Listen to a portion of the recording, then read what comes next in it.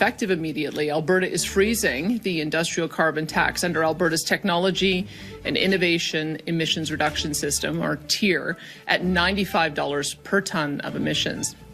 This price was set to increase to $110 per tonne next year and continue increasing to $170 per tonne by 2030. How long is the freeze going to be in place for? For now, it's indefinite. The point is that when we went out to talk to industry, the carbon tax, of course, industry is feeling the pinch right now. We are in an agreement with the federal government to ensure that we can continue to manage this on behalf of Alberta industry. But the price going above $100 does make us wildly uncompetitive, which is not a common sense approach at a time like this. But any additional increases past $100 per tonne will wipe out any of the benefits we've seen. That means fewer jobs for Albertans, less revenue to invest in our public services, and decreased innovation across our industries. To talk about an important step Alberta is taking to protect our province's economy and help our businesses stay competitive. The current tariffs being imposed by the United States are increasing costs, disrupting supply chains and creating uncertainty for industry, making it challenging to operate efficiently and stay globally competitive. Our government is committed to supporting Alberta businesses and industry and doing everything we can to ensure they remain competitive across global markets. And we will continue to take action to make Alberta one of the most business-friendly jurisdictions in North America by removing burdensome red tape, eliminating unnecessary regulations, and keeping taxes low. Our industry, from energy to agriculture, not only empower our economy, but the wealth that they generate allows us to provide Albertans with the essential services they rely on, from healthcare to education. It's so important that we listen to industry concerns and help develop a business environment where they can thrive. And what we have heard from industry is that any further increases to the industrial carbon tax past $100 per tonne would be detrimental to their businesses and would diminish their competitiveness in the market. That's why today we're announcing that effective immediately, Alberta is freezing the industrial carbon tax under Alberta's Technology and Innovation Emissions Reduction System, or TIER, at $95 per tonne of emissions. This price was set to increase to $110 per tonne next year and continue increasing to $170 per tonne by 2030. Now, let me be clear, Alberta remains committed to reducing emissions through the development and implementation of new technologies, not unrealistically high taxes, while responsibly powering the world for decades to come.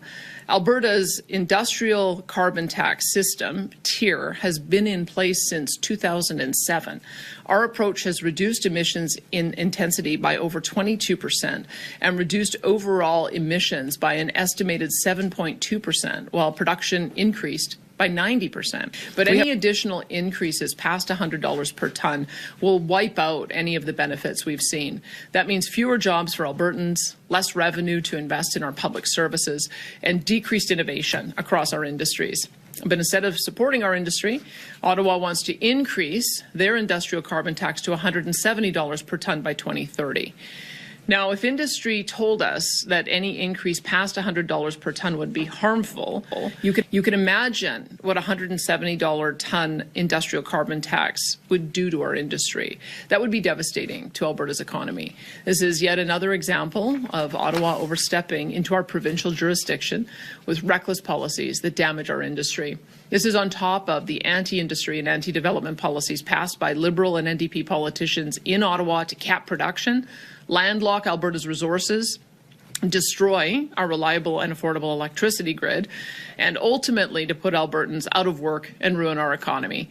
With the change in government south of the border, it is essential that we have a reasonable carbon pricing system, not one that will price our industries out of global markets. By freezing Alberta's industrial carbon price, we are acting in the best interest of all Albertans. We are providing certainty, stability, and economic relief to the businesses that contribute so much to all of Canada. And we are supporting the energy producers whose expertise and innovation are quite literally shaping the world's energy future. But this freeze doesn't just benefit our energy industry.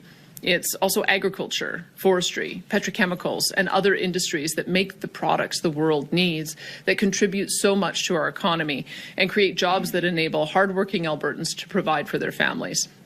We will stand up for our province, support our industries, and protect Albertans' livelihoods. But make no mistake, our government will always do what is right for Alberta, no matter what Ottawa says.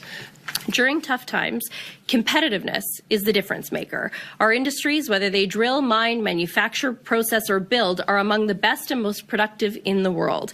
So we cannot risk falling behind. And we cannot continue to put jobs and our economy at risk with the uncertainty of U.S. tariffs coupled with ideological policy. Over the past months, we have been engaging with industry on the future of our tier program. We know that regulation is up in 2026, and we wanted to hear how industry felt about what's working well and what presents a challenge. Certainly, concerns were raised about the impacts of a carbon price reaching over $100 per ton. That is why, effective immediately, we're freezing the industrial carbon price. This will provide a stable, predictable, and effective environment for companies to operate and remain competitive. It will also benefit sectors across the economy, including agriculture, forestry, and manufacturing, helping reduce costs, grow industries, and, of course, keep Albertans working. We're keeping Alberta competitive, standing up for our workers, our industries, and our economy. We are absolutely a leader when it comes to energy and resource development, but also when it comes to emissions reduction. This is our jurisdiction, not Ottawa's. And if the federal government wants to work together to keep our economy strong, respect the Constitution, and do the right thing for the environment, they can follow the path forward that has been outlined by the Premier over the last couple of weeks. Do you agree that the province of Alberta shall become a sovereign country and cease to be a province of Canada? They said they're waiting until they can get about 600,000 signatures before pushing forward with the petition. So if any referendum question has to respect the treaties, would you be willing to put that question on a ballot to Albertans? Well, as I mentioned, there is a citizen-initiated process. Having people sign up on a website saying that they will ultimately sign a petition is one thing. Getting the physical signatures signed up is another. That's why we have to wait for the process to play out. We haven't yet passed the legislation, and so once the legislation passes, it'll be pretty clear what the timeframes are. I know that there are several groups out there that are proposing different timelines, different questions, and so I'll wait to see which one garners enough signatures and actually gets a petition campaign going before I would comment on that. But I've made my position clear. I support a sovereign Alberta within a united Canada, and it's my job to see if we can get a new deal with Ottawa so that I can convince more Albertans to feel the same. We've heard you talked earlier today about economic stability and relief. I've heard from some economists who say that any plan for Alberta to separate from Canada is not economically viable, and they fear that investment would flee from this province as a result of that instability. I know you said that your government is not putting forward this referendum yourself, but you are leaving the door open. So are you risking economic stability by doing so? Well, as I said, we support citizen-initiated referenda. The whole purpose is to have a process for citizens to be able to put those questions forward. I would say that would be a question for any of the groups that are leading that, because we aren't. We're leading the effort to have a strong and sovereign Alberta within a united Canada, and that will be what I would be advocating for. But by lowering the threshold, you're leaving the door open, and you yourself acknowledged, talking with Vashi Capellas last week, that you needed to provide an outlet or else it could create a new party. So, therefore, I guess, are you worried about fractures within your own party as a result of this? We're seeing new groups, whether it's the Alberta Prosperity or the Republicans, saying that they're hearing a lot of support on this. I think single issues should be put on a single question on a ballot if citizens want it to be. Our political party has dozens, if not hundreds, of policies. And so I don't intend for the United Conservative Party to become a single issue party. We intend to continue to support their founding documents, which that we are supporting constitutional sovereignty within United Canada. So once again, I think that those questions are for the various groups that are putting forward the referendum questions. How long is the freeze going to be in place for? For now, it's indefinite. The point is that when we went out to talk to industry, the carbon tax, of course, industry is feeling the pinch right now. We are in an agreement with the federal government to ensure that we can continue to manage this on behalf of Alberta industry. But the price going above $100 does make us wildly uncompetitive, which is not a common sense approach at a time like this, where the threats from outside our borders are so great and the world is looking for Canadian energy right right now for energy security, energy affordability, and of course to meet their environmental goals. So right now we are implementing this freeze indefinitely.